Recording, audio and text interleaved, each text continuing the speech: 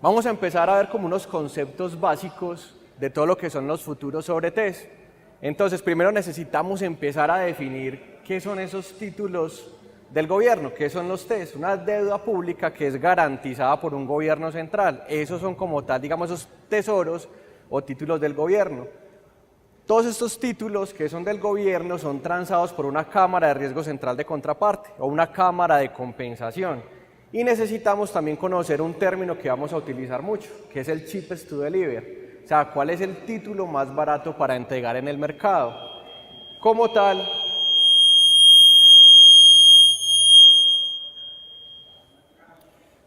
Como tal, la idea es empezar a ver cómo es todo ese manejo del cheapest to deliver y cómo vamos a empezar a hacer todos esos cálculos. El mercado spot, que yo creo que ya todos lo tienen bien interiorizado y todos saben muy bien, digamos, ese spot.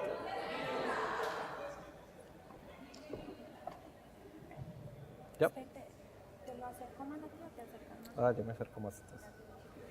Entonces, la idea es empezar a ver fuera de esos términos de, primero que definimos qué son los TES, qué son las cámaras de compensación, cuál es ese cheapest to deliver o ese título más barato para entregar, en el cual, digamos, vamos a ver cómo se calculan esos títulos y cómo se negocian eso en la Cámara de Riesgo Central de Contraparte y cómo el mercado colombiano lo regula. Vamos a ver cómo se hacen esos cálculos y cómo podemos aprovechar esas estrategias y esas facilidades que nos da la normatividad para sacarle ¿qué? Para sacarle plata al mercado, para realizar una cobertura de una manera adecuada o para poder especular en el mercado, que son las tres cosas que más nos interesan con los derivados.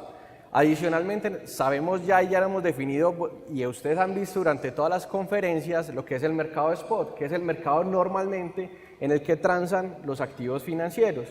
Y vamos a ver todo lo que son esas partes de cobertura, especulación y arbitraje. Como tal, no los estoy oscureciendo acá para que se duerman, es empezar a ver cómo están las curvas del mercado y empezar a ver, digamos, esta es la curva de nosotros, esta es la curva colombiana, la curva de los TES del mercado, donde tenemos curvas a corto plazo, a mediano plazo y a largo plazo.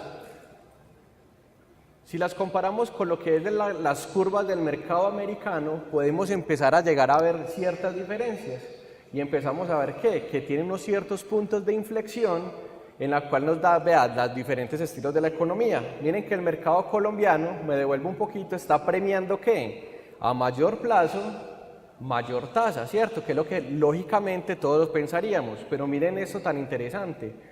El mercado americano como tal está con un punto de inflexión diciendo, venga, hay un punto en el cual de esa parte media de la curva yo voy a premiar mucho más esos retornos en la curva americana. Y miren esta curva que es la europea.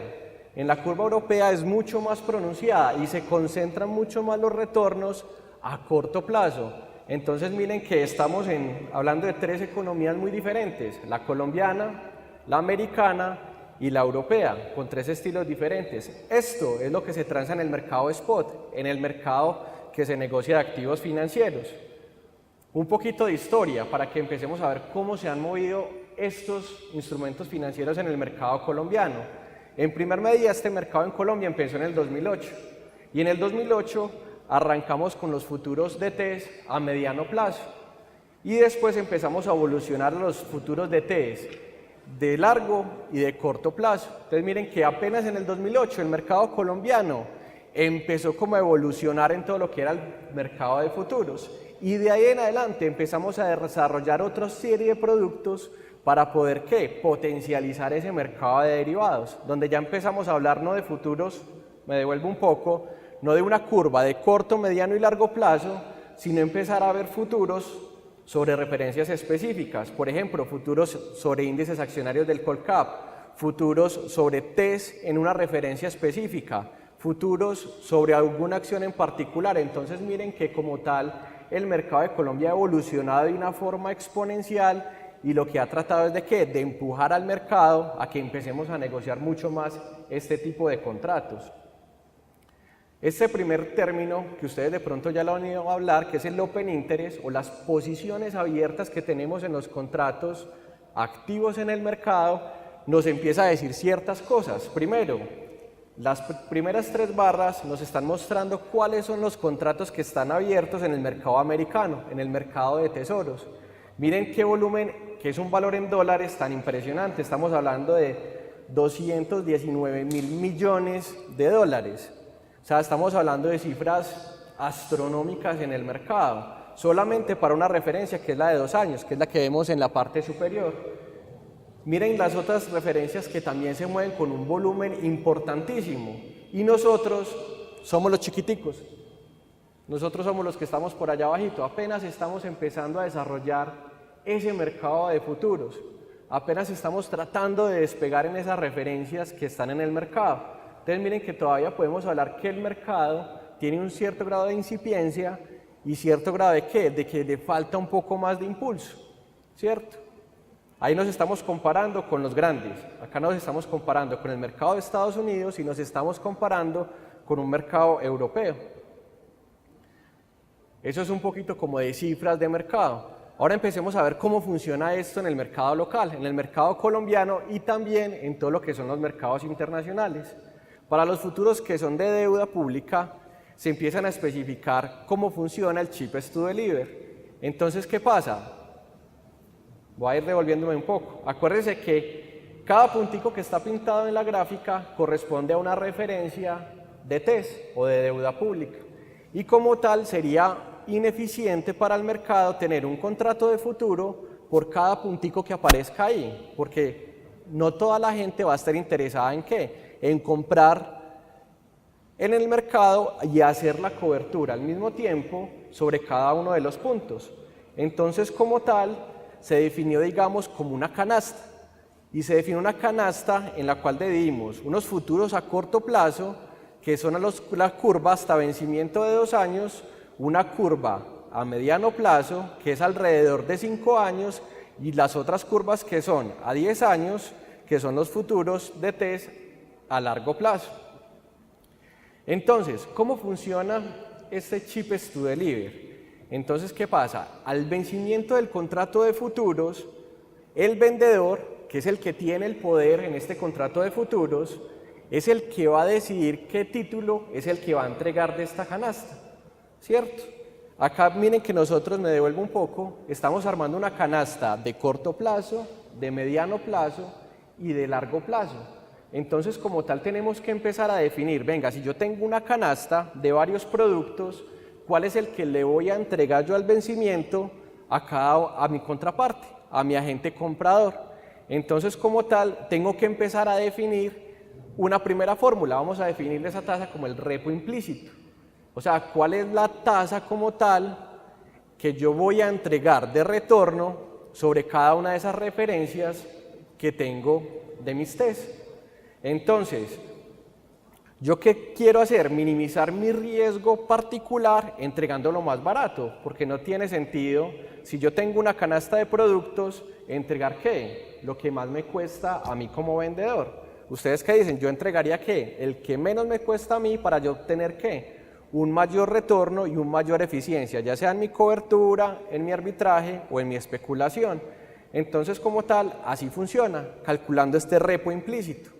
¿Qué es importante en esa definición del repo implícito? A mayor tasa de repo implícito, menor va a ser el precio. Acuérdense de la relación que tiene toda una valoración. A mayor tasa, menor precio. Por eso entregamos siempre el que tenga menor precio. Por lo tanto, el que tenga ¿qué? Un mayor repo implícito.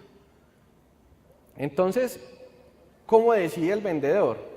El vendedor primero va a entregar el bono más barato, el Cheapest to Deliver, el cual tiene esa mayor tasa de repo implícita. Ese es el primer proceso de decisión, verificar que en su canasta de entregables, ¿cuál es el más barato para entregar? ¿Cuál tiene la mayor tasa de repo implícita? Entonces, la tasa de repo implícita representa una inversión ¿de qué? De corto plazo, porque miren que como tal, como yo estoy haciendo la entrega como tal de un futuro, ¿qué nos va a pasar? Eso va a ser de inmediatez. Entonces, como tal, esa tasa es la tasa que yo me estoy dejando de ganar o dejando de percibir por ese título que estoy entregando en la representación ¿de qué? De ese contrato de futuros. El Cheapest to Deliver no va a ser siempre el que tenga el menor precio en el contado. Porque la tasa también depende de ¿qué? De unos factores de conversión y de esos bonos que pague. O sea, acuérdense siempre que cuando estamos valorando cualquier título, ¿nosotros qué estamos haciendo? Trayendo a valor presente todos los flujos. Y esos flujos son calculados como ¿qué? Como unos cupones que pagan con cierta periodicidad. Entonces, mire que nosotros lo que estamos haciendo es simplemente empezar a valorar varias referencias de TES para poder empezar a tomar una decisión inteligente de en un contrato de futuros entregar el que me genere una mejor gestión financiera. Entonces, como tal, nos falta definir algo, ¿cierto? ¿Qué son esos factores de conversión? Y esos factores de conversión, como tal, lo definimos como ese valor presente que va a haber de los flujos dividido por 100. Y esa tasa a la cual se descuentan los flujos nunca va a cambiar durante la vida de contrato. Esa tasa es una tasa de interés fija, que la vamos a dejar, que es la tasa de retorno de ¿qué? De nuestros títulos de deuda, ¿cierto? Nosotros ya sabemos cuáles son los cupones y con qué periodicidad paga el gobierno esos cupones. Entonces necesitamos empezar a definir bien esos factores de conversión. Entonces mire que ya estamos definiendo varios conceptos interesantes, que es el repo implícito y los factores de conversión, que ese factor de conversión para muchos no es algo nuevo, que ese factor de conversión que nos va a permitir a nosotros es simplemente reexpresar esos flujos de caja para poder traerlos ¿qué? A valor presente. Entonces, hasta ahí empezamos a ver como esas notaciones y cómo empezamos con lo básico a poder empezar a negociar. Por lo tanto, empezamos a ver que hay unas personas que son los arbitrajistas.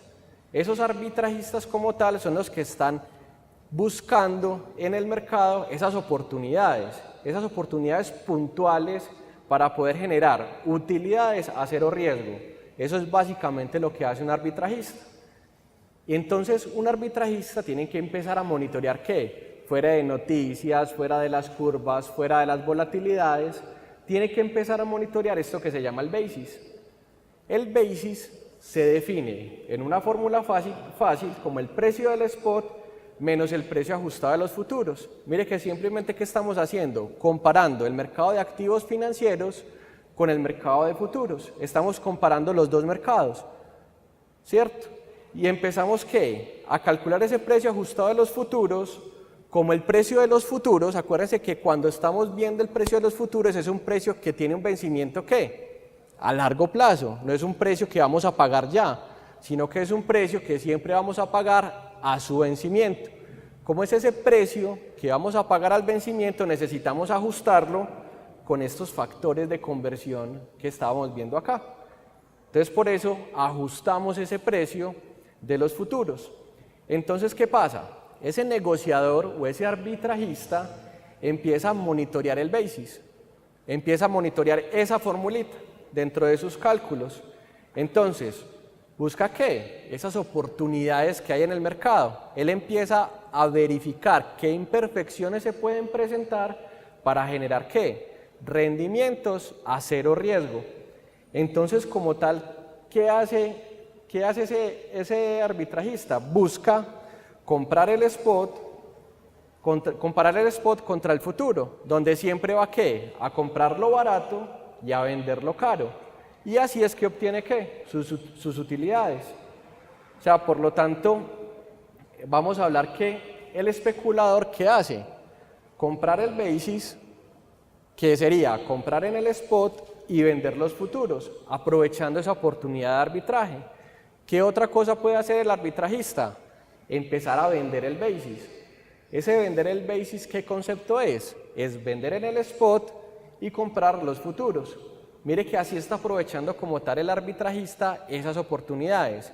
¿Qué ganancia va a obtener? Ese diferencial que ustedes están viendo allá arriba, que es la diferencia entre el precio spot que paga contra el precio ajustado de los futuros. Eso es lo que realmente está percibiendo ¿qué? El arbitrajista. Está tomando esa utilidad de una vez en el mercado. ¿Con qué riesgo? Ninguno. El arbitrajista nunca toma un riesgo. Entonces, primero para empezar a ver un poquito de estos gráficos, no les apague la luz, Primero, acuérdense que hay una teoría que nos dice que los precios de los futuros, cuando inician su vida, se diferencian instantáneamente del precio del mercado. Y cuando nos vamos acercando al vencimiento pasa una cosa particular. Miren el gráfico de arriba, donde la línea anaranjada que ustedes ven ahí es el precio de los futuros o el precio del cheapest to deliver, ¿cierto? Del mercado de los futuros. Y el de arriba tenemos la referencia que es el mercado del spot, el mercado de los activos financieros. La teoría básica dice que a medida que nos vamos acercando al vencimiento, el precio del spot y el precio del futuro va a ser exactamente igual o tiende a ser el mismo. Entonces mire que eso es un primer monitoreo que están haciendo esas personas, ese basis que están negociando, esas personas como tal están verificando esa teoría, que se cumpla la teoría de que el spot, que el futuro va a converger al spot. Esa es la primera teoría que está haciendo un arbitrajista. Eso es lo que hace todo el día ellos para obtener su utilidad. En la gráfica de abajo se empiezan a definir los dos conceptos que ya vimos. En verde es el basis, es ese diferencial que hay entre el precio del spot y el precio del futuro. Entonces mire que es una herramienta como tal que monitorea el mercado para ver qué tan alejados están los dos precios y qué tan adecuada puede ser nuestra gestión. Y algo particular, también vemos en la gráfica amarilla cuál es el repo implícito de esas características. Entonces miren que para unos futuros de TES a corto plazo, estos son gráficas reales de mercado, vemos que como tal, para los futuros de corto plazo, se están cumpliendo ¿qué? Las expectativas de mercado, ¿cierto? Que la teoría financiera está funcionando casi a su máxima perfección y se presentan muy pocas oportunidades de arbitraje, ¿cierto? Entonces, miremos otro caso, que son los futuros de TES a mediano plazo.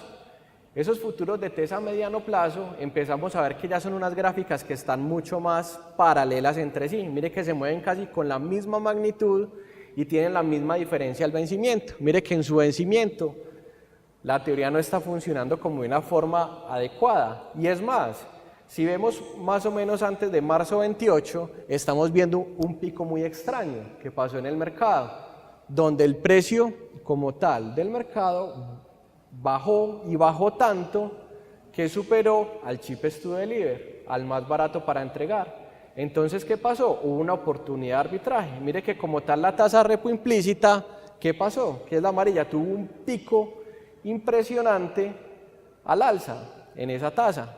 Y automáticamente, ¿qué pasó? El basis bajó, esa diferencia bajó. ¿Para qué? Para tratar de demostrar que los arbitrajistas automáticamente se dieron cuenta de eso. Y mire que automáticamente el mercado en los días posteriores se ajustó. Mire que los arbitrajistas sí monitorean esto y lo están monitoreando en el mercado colombiano.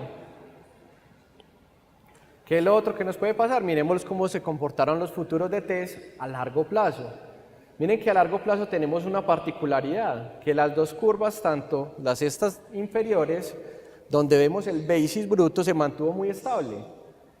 Y como tal también, la tasa repo implícita se mantiene estable, donde se ve muy difícil aprovechar unas oportunidades de arbitraje en cuanto al margen que hay entre el mercado de spot y el mercado de futuros es mínimo. Miren, aproximadamente en marzo 26, donde eso tiene unos picos impresionantes, pero se mueven igual, tanto el spot como el futuro. Entonces miren que este basis que veíamos acá empieza a ser muy importante para la gestión de ¿qué? De los negociadores, donde ustedes pueden empezar a decir, venga, hoy en el mercado de futuros podemos generar dinero como inversionista particular, perfectamente. Miren que acá lo estamos haciendo, tanto en el mediano como en el largo plazo. Podemos empezar a tratar de aprovechar esas oportunidades que nos están diciendo el mercado, monitoreando una resta. Eso es lo que estamos monitoreando nosotros, una resta de una valoración de unos test traídos a valor presente, que son los títulos más fáciles de valorar del mercado. Hasta aquí sería lo que haría un arbitrajista. Es muy poquito, pero miren la gestión tan importante que hace. automáticamente está corrigiendo las imperfecciones de mercado instantáneamente, como veíamos acá en el mediano plazo, que automáticamente las corrige, y también le está dando ¿qué? Liquidez, le está dando liquidez y profundidad al mercado. Ahora, ¿para qué más pueden servir esos futuros de test? Esos futuros de test nos pueden ayudar a los que somos un poquito más cobardes a generar una cobertura, a poder cubrir nuestros riesgos. ¿De qué? En este caso, de la deuda pública, que la deuda pública también tiene sus riesgos, todo gobierno tiene sus riesgos. Miren qué pasó con la deuda pública en Argentina, en Venezuela. De un momento a otro, cambio de gobierno, cambiaron las políticas monetarias, cambiaron las políticas cambiarias, ¿y qué pasó? Esos títulos ya no valen absolutamente nada. Entonces miren que es muy importante también tener un instrumento que nos permita generar una cobertura. Entonces, ¿qué tenemos que empezar a definir? Primero, que es un punto básico, ¿cierto? El punto básico ustedes saben que es un 0,01% en variación. Entonces, ¿qué pasa? Tenemos que empezar a determinar cuál es ese delta, cuál es esa variación que nosotros queremos cubrir del portafolio. Y como ya definimos el cheapest to deliver, tenemos que definir también cuál es ese delta del cheapest to deliver, cuáles son las variaciones tanto de la cobertura como del cheapest to deliver, para poder empezar a hallar ¿qué? Esa relación adecuada de cobertura de la deuda pública. ¿Y cómo lo definimos? Con un ratio de cobertura. Ese ratio de cobertura, ¿cómo lo vamos a definir? Este factor de descuento que veíamos acá anteriormente, que son digamos esos factores como tal, esos factores de conversión que nos permiten ¿qué? Valorar esos títulos y lo relacionamos con esos cambios, con el cambio que tenemos que tener en la cobertura y en el cheapest to deliver, para hallar digamos cuál es ese ratio de cobertura que nos va a ayudar a ¿qué? A cubrir esa posición y a cubrir esos riesgos que tenemos. Entonces, si ustedes tienen un portafolio de tesoros del gobierno americano con vencimiento a 2022 y son 10 milloncitos de dólares y cuyo BPV es de 8.550 dólares, yo lo quiero cubrir con futuros, yo quiero cubrir ese portafolio con futuros. El cheapest to deliver me dice que es con vencimiento a 2019, entonces mire que tenemos que como una cierta diferencia entre qué es lo que queremos cubrir, que son unos tesoros con vencimiento a 2022 contra el cheapest to deliver que tiene que vencimiento 2019.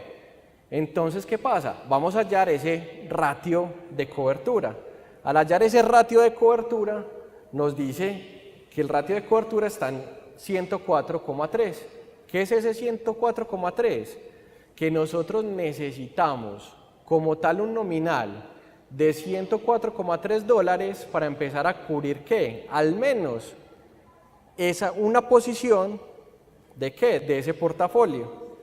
Entonces, ¿yo cuánto necesito? Necesitaré 104 contratos de futuros de esa referencia, o sea, cuyo cheapest to deliver está con vencimiento a 2019 para poder tener una cobertura ¿qué? Precisa.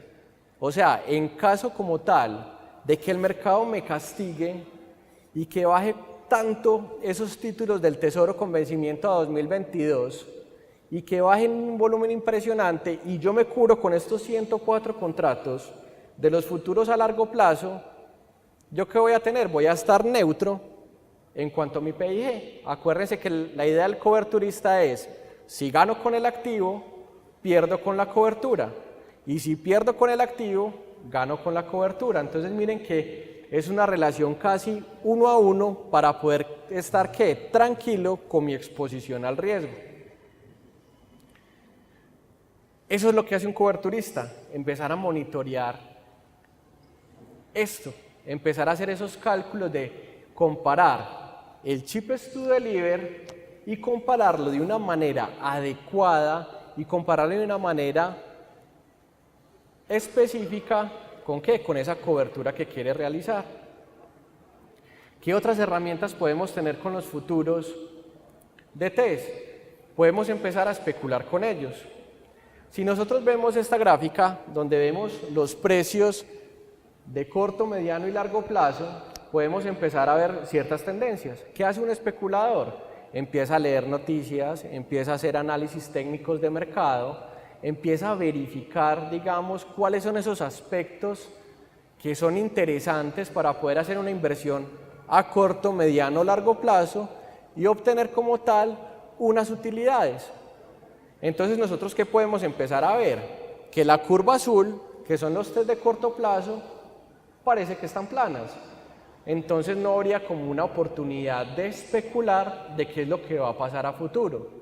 Si ustedes ya empiezan a ver las otras gráficas, que son las de mediano, que es la roja, y la de largo plazo, ustedes podrían empezar a inferir una tendencia, sin hacer ningún cálculo todavía de análisis técnico, de un análisis fundamental, donde pueden empezar a verificar como tal que la tendencia es claramente ¿qué? Negativa, ¿cierto? Que la tendencia va hacia abajo. Si nosotros hubiéramos hecho esa negociación, que sería que si el mercado va para abajo, con el mercado de futuros, ¿yo qué hago? Aseguro mi precio y vendo una posición de mediano y de largo plazo y vendo a ese precio que está señalado ahí en ese círculo. Y empieza el mercado a fluctuar. Mire que a lo largo de la vida, que mediante va pasando el tiempo, se confirmó la tendencia. Yo puedo aprovechar como tal esos espacios que hay, ¿para qué? Para generar un rendimiento. ¿Basado qué? En alguna noticia, alguna expectativa fundamentada que un especulador va a tener. Si seguimos viendo la gráfica, vemos que ya la tendencia parece que está cambiando, ¿cierto? Esa tendencia como tal ya parece positiva, parece que el mercado va a rebotar, ¿cierto? Entonces, ¿ustedes qué harían? ¿Quiénes comprarían? Por allí, uno apenas compra. Mire lo que pasó. Esto es la vida real. Solamente uno de ustedes compra. Y mire la utilidad tan tremenda que se pudo llegar a meter esa persona. Miren lo que pasó. Con una especulación, una sola persona se metió una utilidad tremenda. ¿Basado qué? Solamente en una expectativa. Entonces miren que los futuros sobre test nos están permitiendo hacer varias gestiones. Nos están permitiendo hacer primero una gestión de ¿qué? De arbitraje. Aprovecho oportunidades de mercado a cero riesgo. ¿Existen? Les respondo fácil, sí, sí existen. Existen oportunidades de mercado que cada uno de ustedes puede aprovechar. ¿Cómo? Ya conocen este mercado. Conozcan bien qué son los títulos que están inmersos y cuáles son las expectativas que se van a tener. ¿Qué más pueden hacer? Una gestión de cobertura. Mire que la gestión de cobertura aquí la estamos haciendo con un futuro que tiene una canasta, ¿cierto? Que son de esos chips to deliver. Pero ¿qué pasa? El mercado como tal tiene una evolución. Y mire que el mercado colombiano como tal ha tenido ciertas necesidades de empezar a decir, en marzo de 2013 empezó, que es allá al final, empezó a crear futuro de test sobre referencias específicas, diciendo, venga, nosotros ya no queremos tener este chip to deliver, no tenemos que tener ese riesgo de tener que decir de cuál es el más barato para entregar, sino que simplemente queremos hacer una cobertura, ¿qué? 1 a 1. O sea, queremos cubrir, como en el ejemplo que veíamos acá, queremos cubrir los que tienen vencimiento al 2022. No queremos como tal cubrir ¿qué? Una posición con cierto diferencial. Entonces mire que el mercado como tal se está tratando de evolucionar. ¿Basado en qué? Miren que ya la Cámara de Riesgo Central de Contraparte en Colombia ha empezado a ¿qué? Ha empezado a desarrollar ese programa de creadores de mercado con la compañía, digamos, del gobierno para empezar a ¿qué? Empezar a impulsar el desarrollo de los mercados y empezar a ¿qué? A que esto sea un mercado mucho más eficiente y que algún día, ojalá cercano, lleguemos a unas posiciones tan importantes como esta. En la medida que el mercado sea más experimentado, nos va a permitir a nosotros tener unas profundidades de mercado como en el mercado tan siquiera, como en el mercado europeo, que estamos hablando de profundidades de 113 mil millones, que es una posición muy interesante para negociar en el mercado de derivados y nos va a permitir gestionar de una manera más fácil todo lo que tiene que ver con la cobertura, con el arbitraje y con la especulación. ¿Algunas preguntas?